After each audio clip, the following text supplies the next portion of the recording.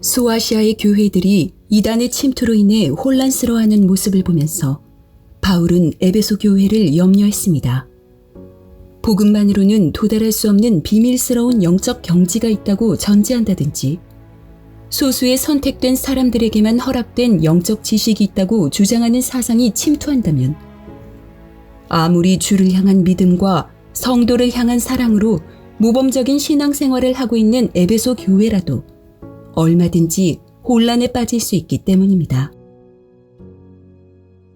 하나님은 생명과 경건에 속한 모든 것을 그리스도 안에 있는 우리에게 이미 주셨고, 그러므로 우리는 그리스도 안에서 그의 모든 충만을 누릴 수 있습니다.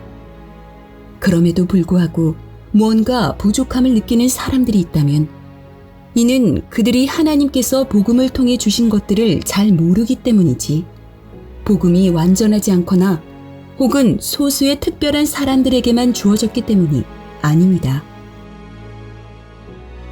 바울은 에베소의 성도들이 이러한 사실을 알기를 원했고, 그러므로 하나님께서 그들에게 지혜와 계시의 정신을 주시기를 구했습니다. 그들이 밝아진 마음 눈으로 인류 구원을 위한 하나님의 전체적인 계획을 보게 된다면 장차 헛된 철학과 속임수가 그들을 노략하려 할지라도 그들은 결코 흔들리지 않을 것이기 때문입니다. 이는 우리도 마찬가지입니다.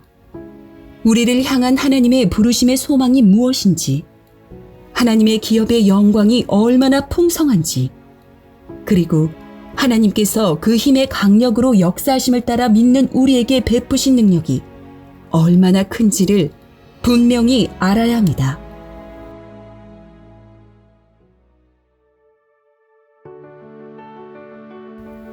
하나님의 부르심은 특별한 사람들만의 것이 아닙니다.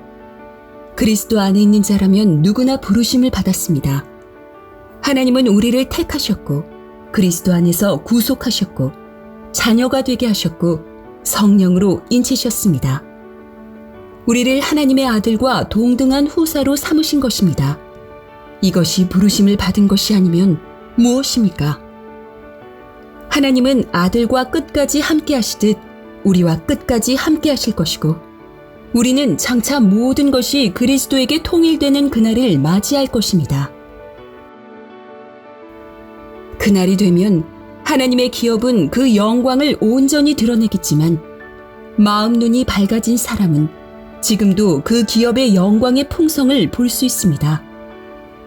우리가 하나님께서 하시는 일의 맥락을 알고 그리스도의 교회가 하나님의 기업이라는 사실을 분명히 안다면, 교회를 통해 하나님께서 이루시려는 일에 우리 자신을 드릴 것이고, 하나님께서 우리를 통해 자기 일을 성취하신다는 사실로 인해 큰 기쁨을 갖게 될 것입니다.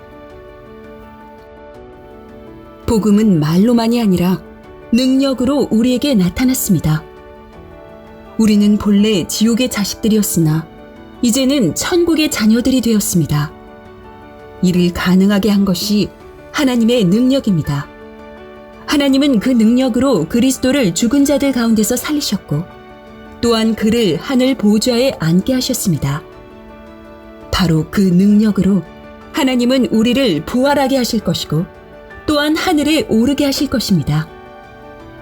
그러므로 하나님께서 우리를 그 나라에 데려가실 수 있을까 의심할 필요가 없습니다. 하나님께서 우리를 부르신 것은 우리를 향한 소망을 가지셨기 때문이요, 그의 부르심을 받은 우리도 그 소망을 가지는 것이 당연합니다. 하나님의 소망은 그의 확신입니다. 하나님께서 확신을 가지고 우리를 인도하시니 우리도 확신의 다리를 넘어갑시다. 우리가 부활하여 하늘에 가는 그날까지 소망을 놓지 맙시다. 부르심의 소망을 따라 교회의 신앙을 완성시킵시다.